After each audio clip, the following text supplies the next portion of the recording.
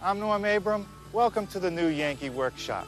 How about a blanket chest, built from pine and lined with aromatic cedar? Welcome to Nantucket, a beautiful island about 30 miles out to sea off the coast of Massachusetts. And today I'm here to show you one of my favorite houses, this one right here. They say it was built in 1790 in downtown Nantucket, which is about 2 miles in that direction. And then in 1846, they moved it to this location by bringing it over the ice of the frozen harbor. It's one of those houses that's filled with antiques, much like the ones that I'm trying to build at the new Yankee Workshop. There's a few pieces I want to show you inside. Come on.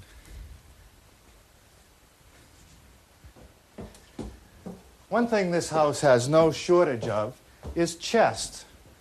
Here's a nice one right here. Wide pine boards and beautifully dovetailed down along the corner, all hand done. And over here is even a better one. Talk about craftsmanship. Very fine dovetailing. Beautifully done. Well, to build our blanket chest today, I only need a few special materials. One of them is this hinge, which I picked up at the local hardware store. It's a piano hinge, 3 feet long, brass plated. Then the next thing that I need is some cedar, aromatic cedar. And I got this down at the lumber yard.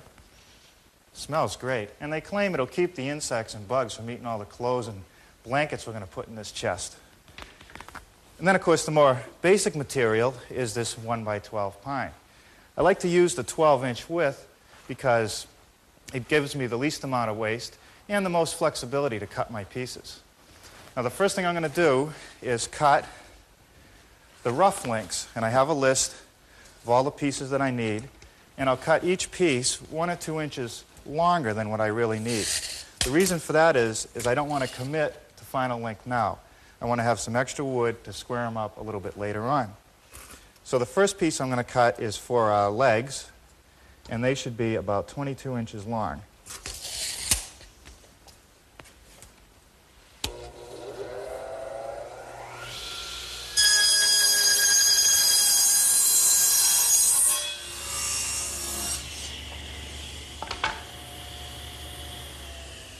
For this ripping part of the operation, I like to use my table saw. And more importantly, I make sure that I have a very sharp, fine-toothed carbide-tip blade so that I end up with the smoothest possible cuts that I can get. Now, with all my pieces of stock ripped to the correct width, I'm now ready to go to squaring up and cutting to the exact length. And to do that, I'm going to use this power miter box. And this one has a little added feature, which are these extensions running on each side. Now, the one here on the left side also has a fancy tape rule built into it. And it has this adjustable stop. And I know that when I set my cross here, in this case I want to set it at 21¼ inches, I know that that's the precise distance between this stop and the side of the blade. So now I'm ready to cut my pieces. Now, I don't want to just put it in there and cut it. First thing I want to do is square it because I'm not sure whether this edge is perfectly square. So I'll just take off a little bit. And I slide it down against my stop and make the cut. Okay, that takes care of all the pieces that I have to cut to exact length. These are the corner stiles, the long rails, the short rails, and the cleats to support the bottom. Now I'm ready to glue up the top. Now notice for my top, I'm using 4 boards rather than 1 or 2 wide ones. And I do that so that I have more stability and a much stronger top. And when I do the glue up, I pay attention to the growth rings. Here, they're curving up. Here, they're down. Here, they're up. And here, they're down. And that will add to more stability and make the top less likely to warp. Also notice that very little glue has been squeezed out. Clamp with just enough pressure to hold the boards together. Believe me, I've learned the hard way. If you put too much pressure, it might fall apart. So now I think we'll set this aside, and then we're ready for some grooving and mortising.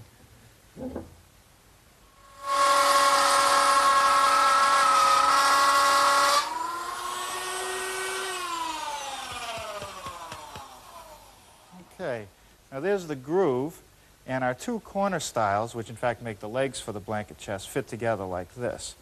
Now the groove is just cut with a router, mounted underneath a router table, and a nice long fence with a 3/8-inch grooving bit. Now to cut the tongue, which is in the other piece, which will actually join the corner together, I'm going to use the table saw. And I've set the blade so that I end up with a 3/8-inch tongue, and it's set at about 3/16-inch depth. Now to set up for the rest of the removal of material for the tongue, I'm going to use the grooved piece as a guide, and I want the edge of the blade to line up with the edge of my groove. Now for the depth, I want to raise the blade up so that it's about 3/8 of an inch high.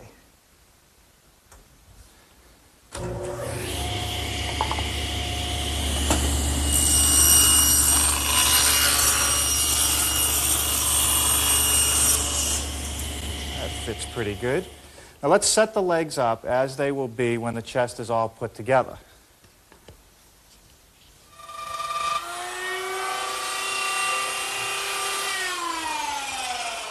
Okay. Now with all my legs set up in the position that they're going to be when the cabinet is built, I can see that the front pieces are the full width legs and the side pieces will have the joints in it. Generally you want to have the full pieces towards the front. Now this mortise that I just cut is the one that will be used to connect the rails together. And with all the legs in the right position, you want to label the top of each piece for that mortise, because there is a front and a back, there is a top and a bottom, and you don't want to end up cutting a mortise down on the bottom of the leg. Now for that mortise, I just used the 3/8-inch bit as we had in the grooving operation, except that I've added this stop, which will give me a 3.5-inch mortise.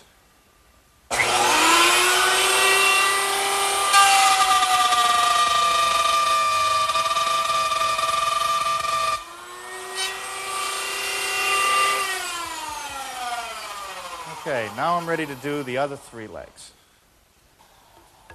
Okay, now the mortise I've just cut down here is used to connect the bottom rails together. And to cut that, I use the same router setup with a stop block in a new position and a reference line to plunge down into the router bit. Let me show you.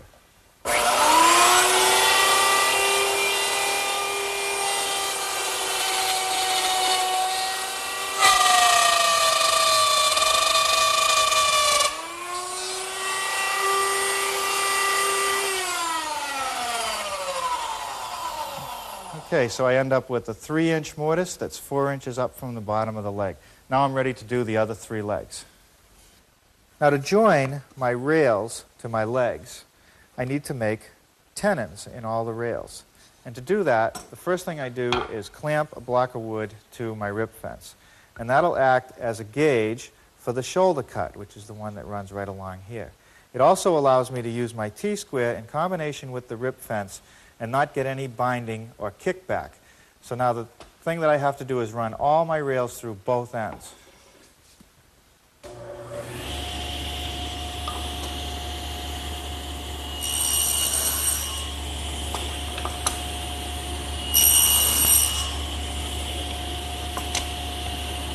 Okay, now the next thing I have to do is make my shoulder cuts on the edges. And I'll do that to both the top edge and the bottom edge of all the bottom rails, but just the bottom edge of the top rails.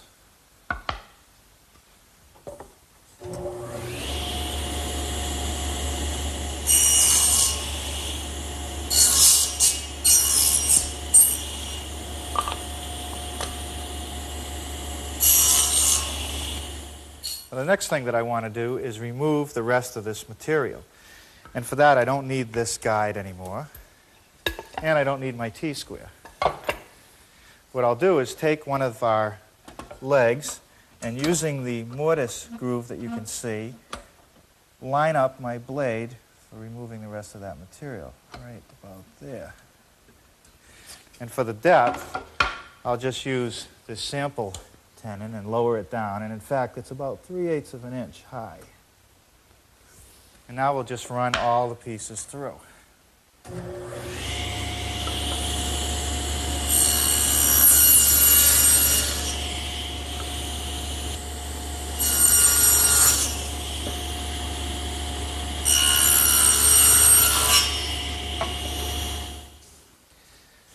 Now I've removed my regular table saw blade and installed this adjustable dado head.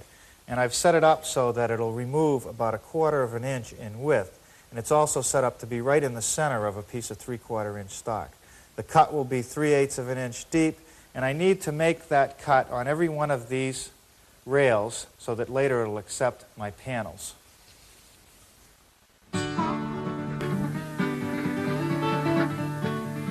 Okay, now the next thing that I have to do is take our legs and run a groove between the two mortises so that it'll accept our panels. But I don't want to run beyond this bottom mortise, so I've installed a piece of tape here which will tell me where to stop so that won't happen.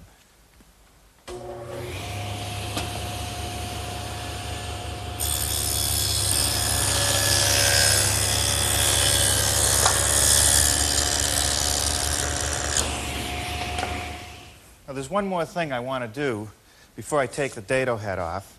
But first I'm going to take a piece of tape and put it right on the table here.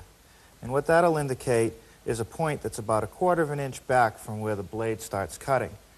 And I'm going to take these two pieces here and run a groove all the way up, stopping about 1/4 of an inch from the edge. And that'll be our pieces for our top.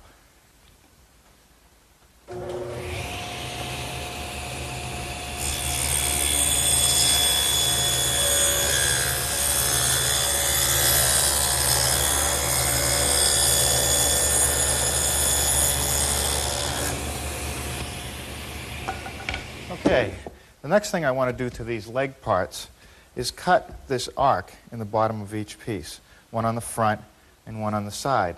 And I'll use this piece as a pattern to do my layout, and I think I'll cut them over on the bandsaw.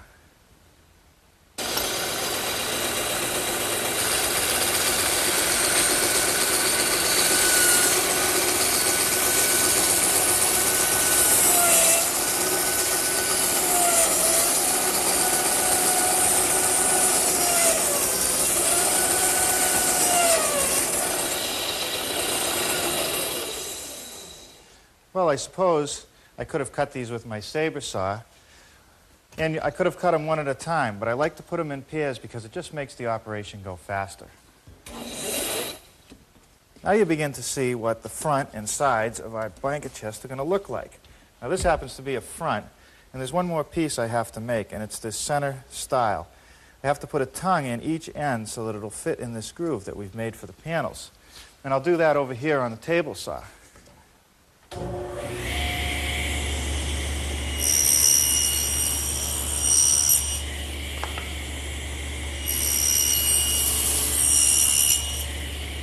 Now with my center stile in place, I'm ready to start working on my panels. And I'm going to build those out of solid 3/4 inch stock. But I want to make the panels 3/16 of an inch bigger than this opening on all four sides. And to cut them, I'll just use my stationary saw.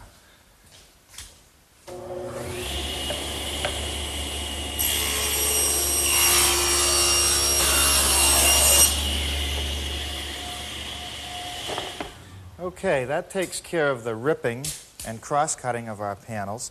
Now I want to put a rabbet in them. So I have to readjust my fence so that I'm over 1/4 of an inch to the outside of the blade. And I want to reset the height to about 1/2 an inch. And I don't need my T-square anymore. And I'll run the panels through on the flat.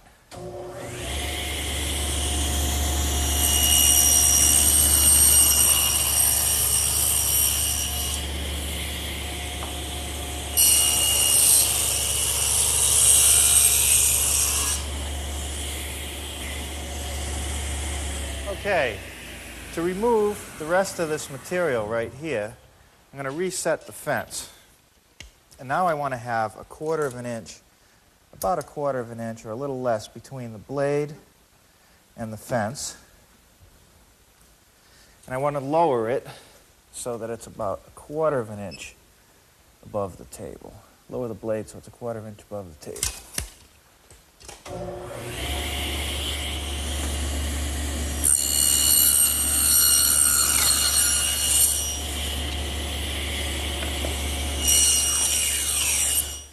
With all my rabbiting done, you can see that when it's assembled, I'm going to end up with a nice recessed panel here. But on the inside, because I'm using full thickness stock for strength, I'm going to have this sharp edge, and I want to knock that corner off on the table saw.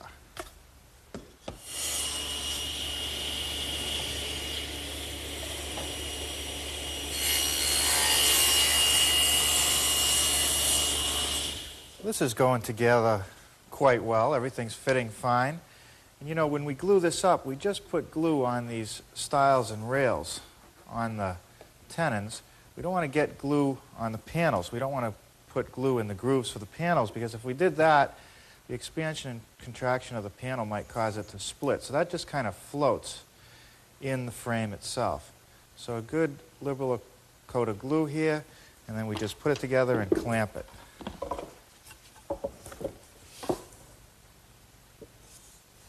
Just enough pressure so the glue starts to squeeze out.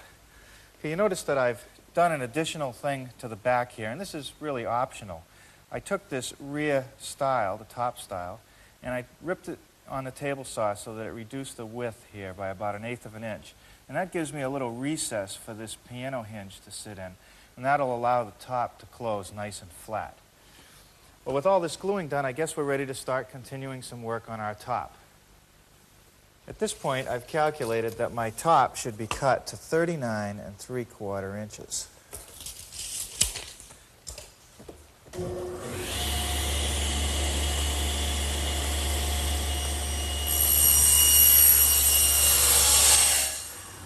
Now, this panel cutter that I use to square up the top is a real handy device. It's just a big T-square, piece of plywood with a stop on the front of it.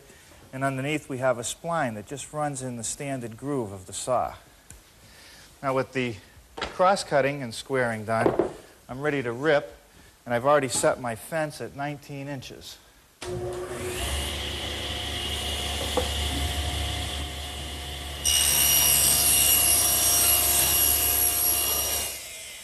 Now, in order to put this breadboard on the edge of our top, I need to make a tongue for this groove. And to do that, I'm just using my handheld router with a rabbiting bit. And this little ball bearing here rides on the wood so that just the right amount of material is taken out. Watch.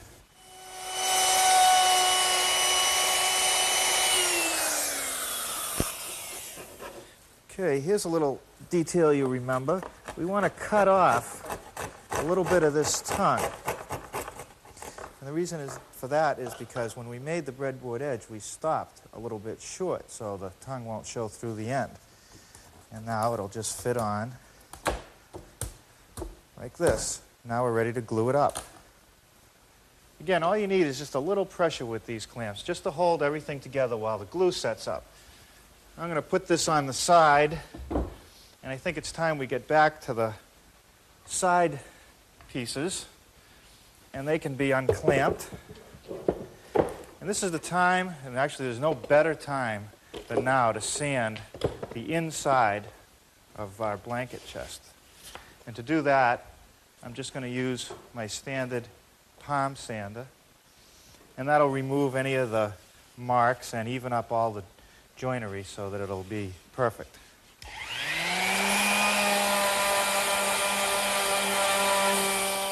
Now, this little cleat that I'm installing at the lower edge of the inside panel will support the bottom of our blanket chest.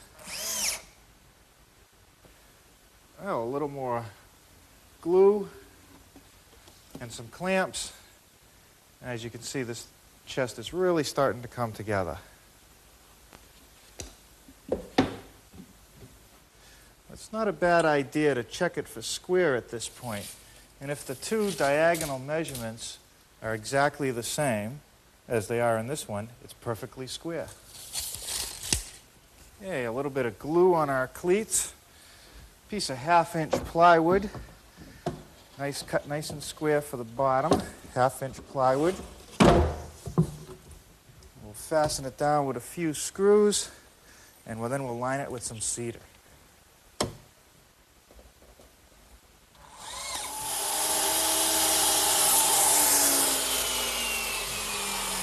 I'm using my miter box to cut all my pieces of cedar. And you notice the manufacturer has grooved and tongued all 4 edges of this material. So it's real easy to install. And really you only have to cut 1 piece in each row of cedar we're going to put here in the bottom of the chest.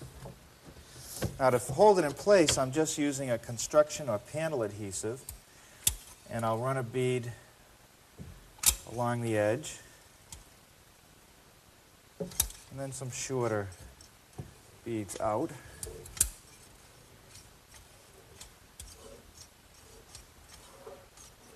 And just simply set our cedar right into it.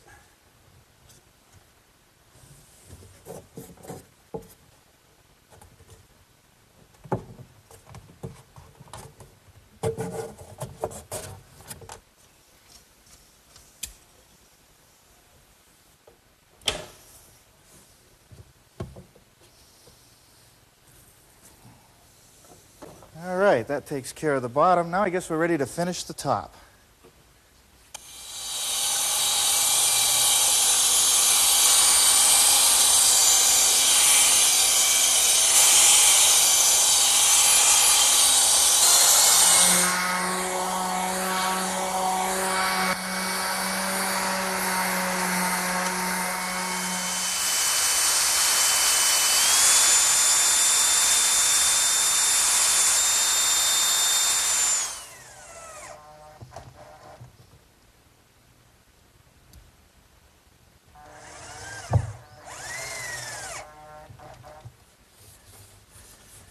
Well, that's not too bad. It's nice and solid. Got some good weight to it. And this piano hinge works very nicely. And I can smell that cedar from way up here. Now all I got to do is figure out how I want to finish it.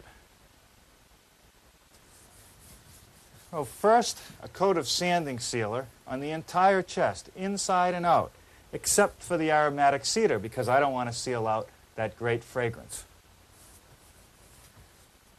Okay, with that sanding sealer dried and lightly sanded, I have the perfect base to start my finishes. The sanding sealer sort of fills any voids or imperfections in the wood, and when it's sanded, I have a nice smooth surface for that first coat of finish. And in this case, it's going to be a satin polyurethane. And now for the second and final coat of polyurethane. And this will give me a nice, durable finish. And you know, the thing that's really nice about it is that unlike the old varnishes, the urethanes don't yellow. So I'm going to be able to appreciate the natural beauty of this pine for many years.